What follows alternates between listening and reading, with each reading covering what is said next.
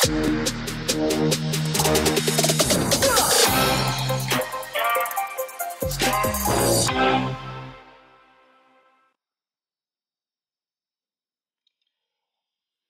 in het Nederlands beginnen, omdat we zijn hier van bitcoinmagazine.nl. Ik zou jullie allemaal dankbaar zijn voor hier op onze YouTube-pagina. Maar we zitten vandaag met de co-founder en CEO of Zumo, Nick Jones. And Nick, don't worry, it's going to be an English interview.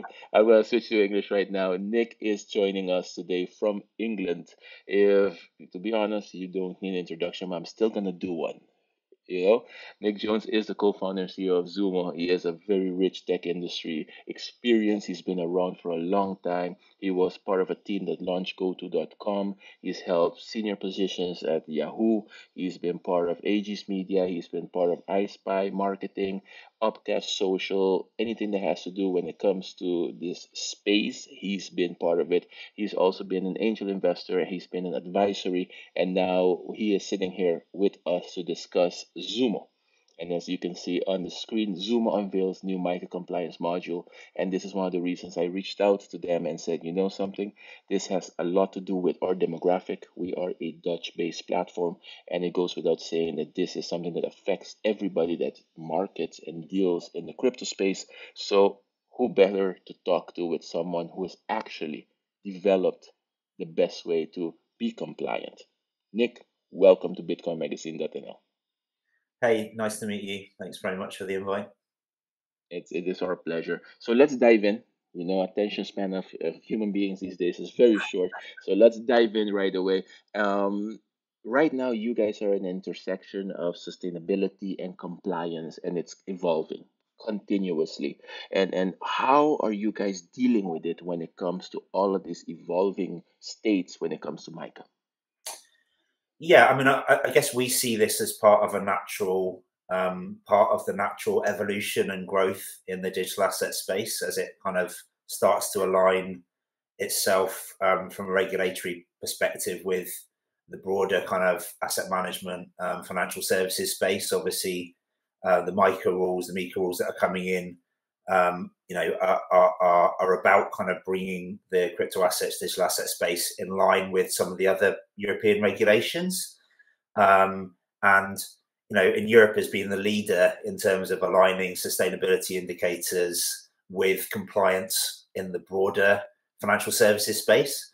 So really, this is, I guess we see this as part of a trend where Europe is the leader, has been the leader in ESG and in having asset managers and banks report and disclose and mitigate their activities. And so it's natural that the digital asset space would also, that Europe would kind of be the leader there as we have this upcoming, not perfect, but a great starting point for the kind of the next version of the crypto industry in Europe that now falls underneath a broad umbrella.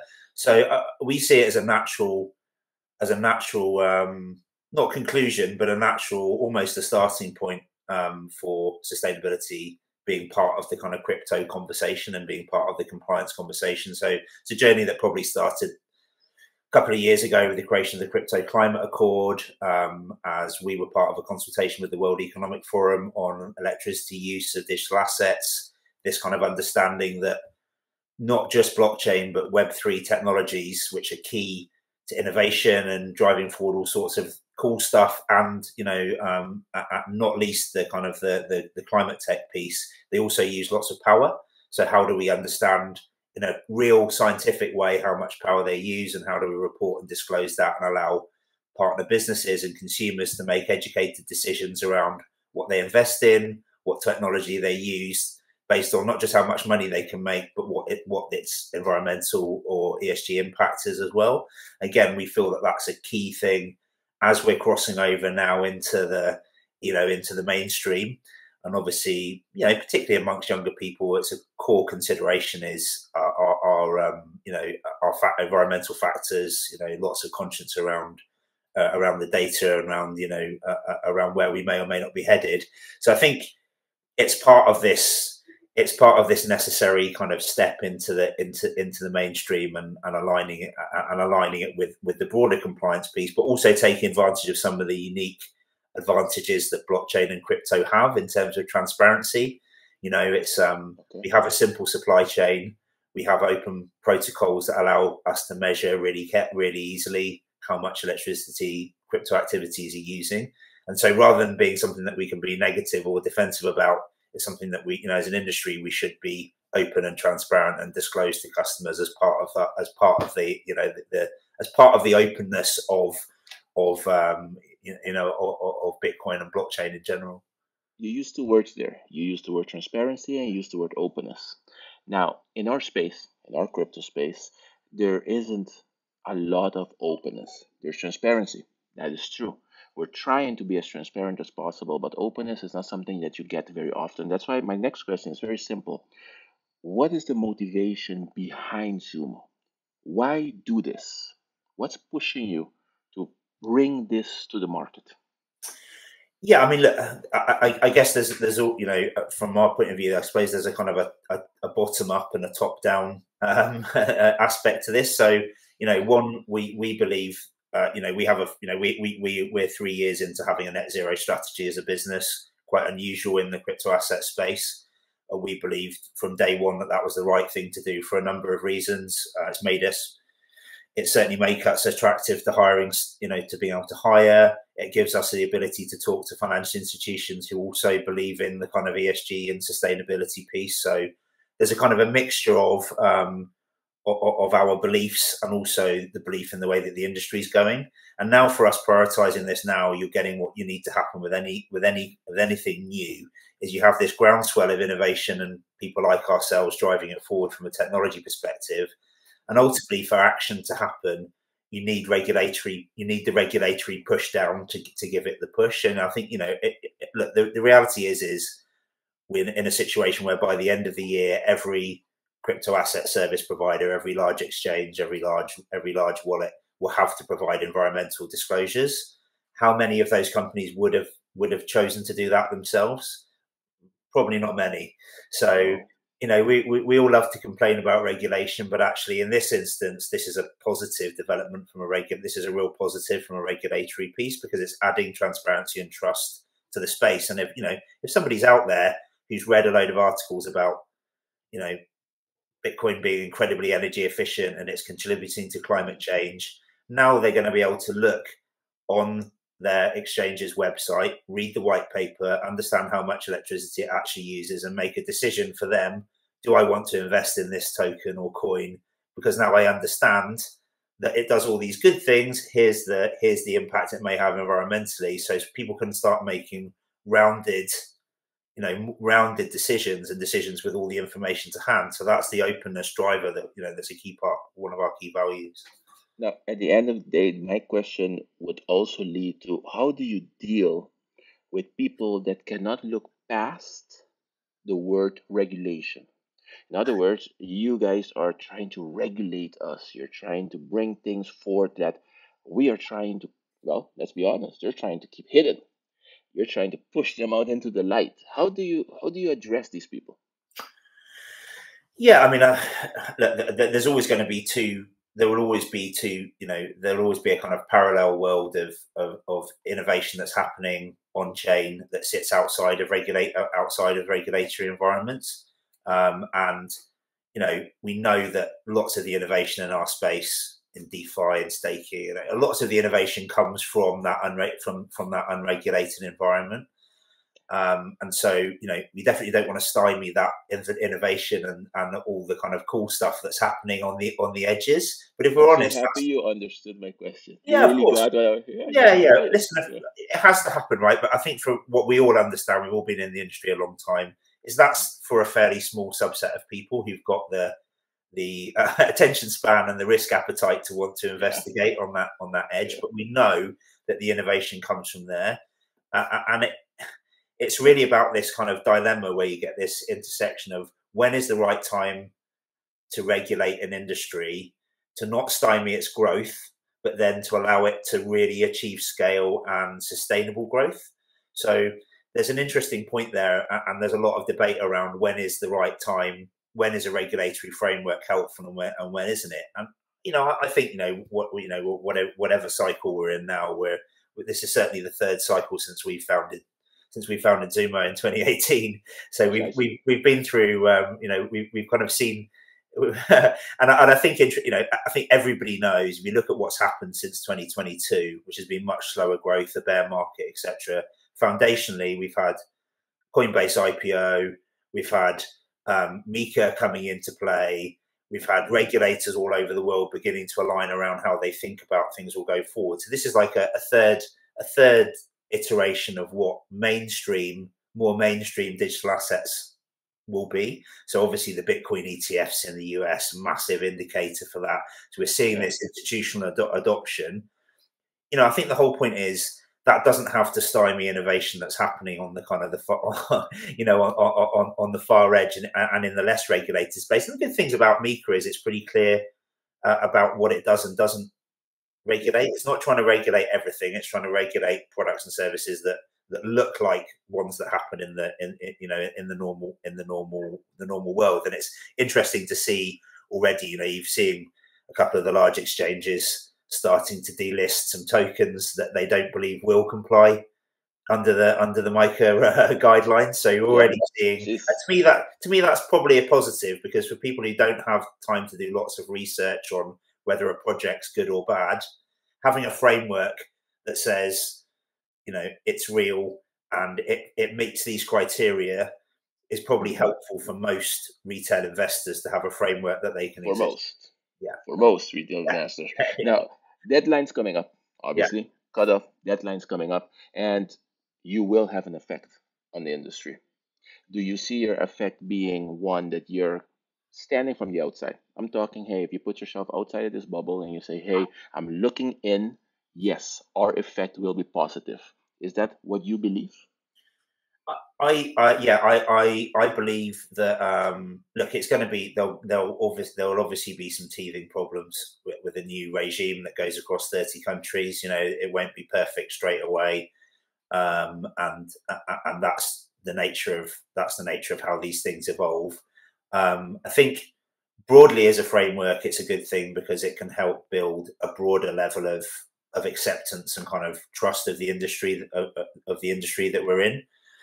I think specifically from a sustainability angle, I believe that it's just the kind of starting point for how blockchain and digital assets can be part of this energy transition conversation, and how it can be a really positive part of that. And we're on a journey from Bitcoin being seen as something that was environmentally very bad to now understanding that it has some downsides, but it has some clear upsides. And I believe we're on a journey where we actually start seeing blockchain as one of the key drivers of the energy transition. It will be one of the key technologies that enables transparency and trust and energy trading and all of these things, tokenization of real world assets and nature.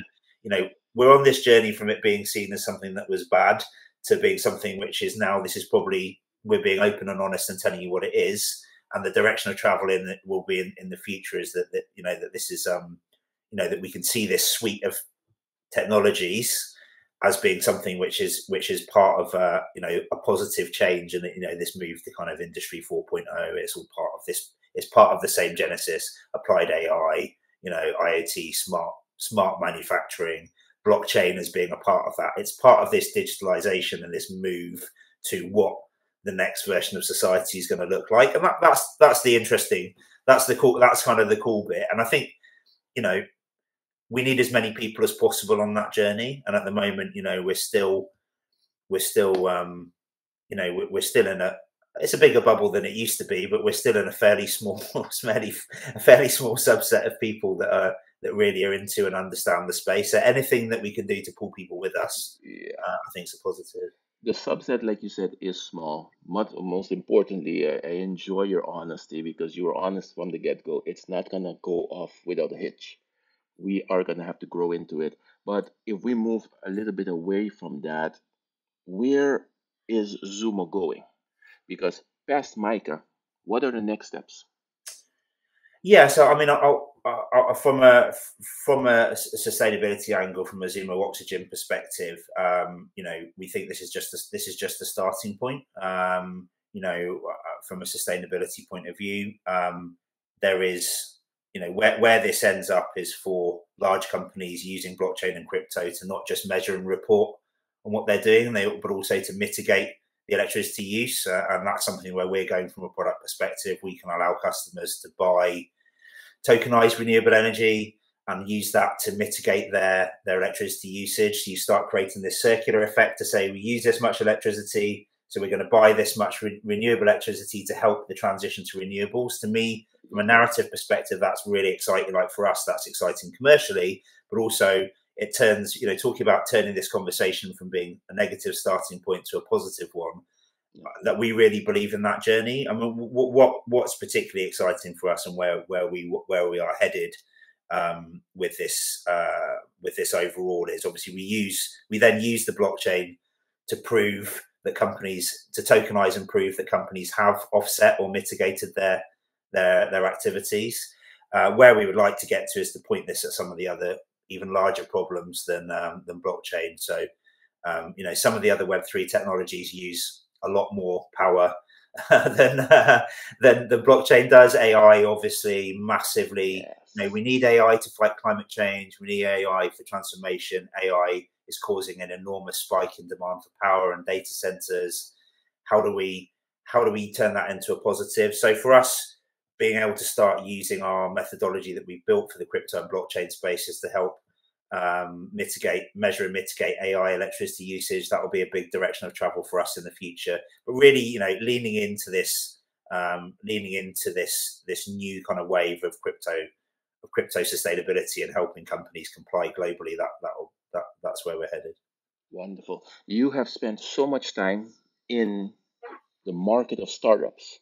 You spend enough time in there that I do believe you should be able to give us advice that we can pass on to our readers that, hey, if you're thinking about sustainability and you are thinking of, hey, doing the startup way, what should you be looking at first, second, and third? Yes, I think. I mean, our advice on it would be to start early. Start early in the journey, because it's much. One of our advantages as smaller companies is that we can. We don't have to affect change in a big organization. We start small. You can start with that as a principle of your organization, that you're going to follow net zero principles. You're going to follow. You can sign up.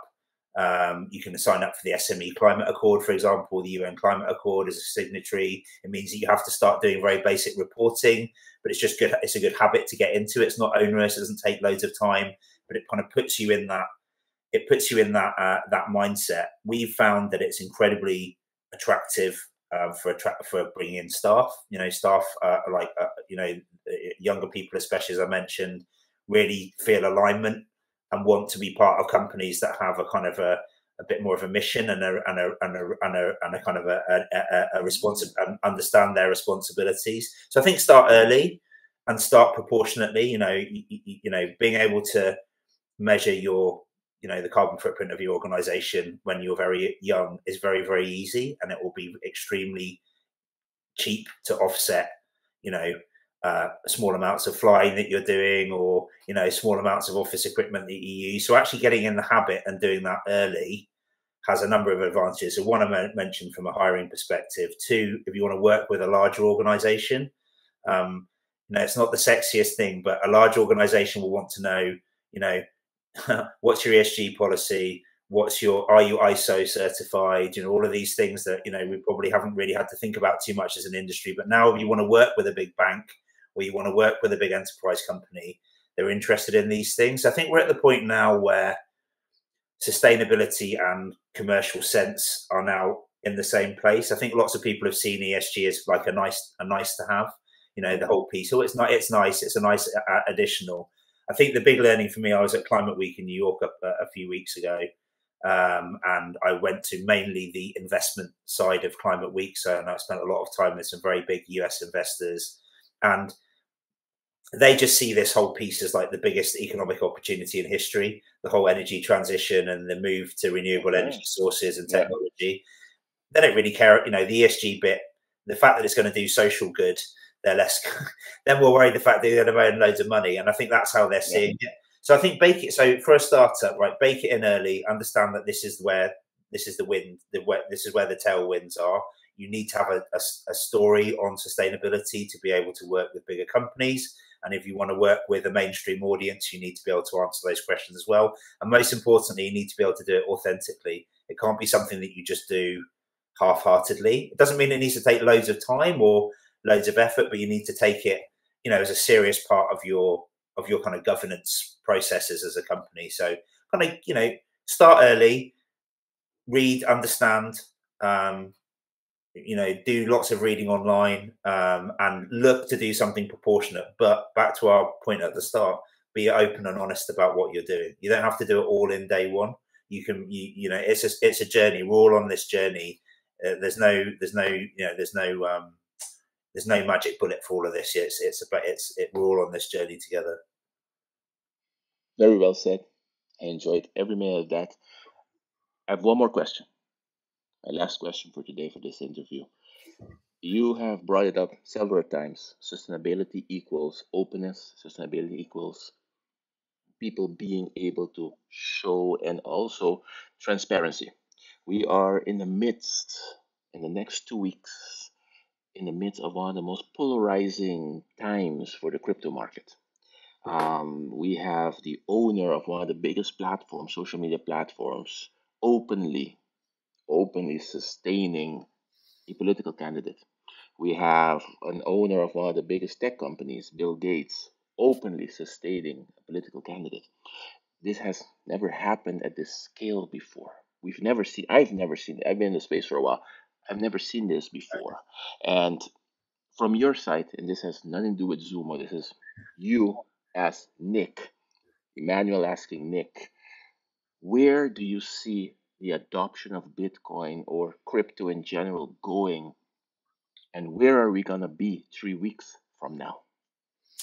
Well, that is a great question, and I'm going to dodge it slightly because I think, and I'm going to dodge it slightly because I think that I don't think it's as monumental. I don't think it's, if you'd said, if we were still in a kind of Biden versus Trump era, I think it was a more black and white story. The Biden administration appeared to be fairly neutral on crypto at best, and Trump was seen as pro. I think necessarily we don't really know what Kamala Harris wants, but there's definitely some warmer signals towards the space, and we know that they're likely to ring the changes with certain individuals in senior positions in at the Fed, etc., to loosen and to embrace some innovation on the crypto side of things. So I don't think it's as clear as Trump wins and the Bitcoin price goes up, Democrats win and the Bitcoin price goes down, which is maybe what people were thinking, a few months back. I think it's probably a bit more nuanced than that. And I think obviously, if there's a massively pro crypto piece backed by people who own loads of Bitcoin, it's more likely that you're going to get a spike in the price in the short term. From a sustainable growth point of view, I don't know if that will make any difference. I think if you go up a level to the broader macro, inflation falling, interest rates falling globally, the best thing the Democrats have done is the Inflation Reduction Act in the US, incredible bit of legislation that should be rolled out globally to generate manufacturing, and there's no way that even if Trump does get in, that they'll repeal that, because most of the states that it impacts on are red states. So you're already in that environment where whoever gets in, we're going to see this continued kind of slow improvement in the macro. So low interest rate, I think we all know that usually if we're in that environment, that leads to sustained growth in the Bitcoin price, because it's harder to make buying power. Yes, it's harder to stick money in very conservative investment methodologies and you earn your 7 or 8%.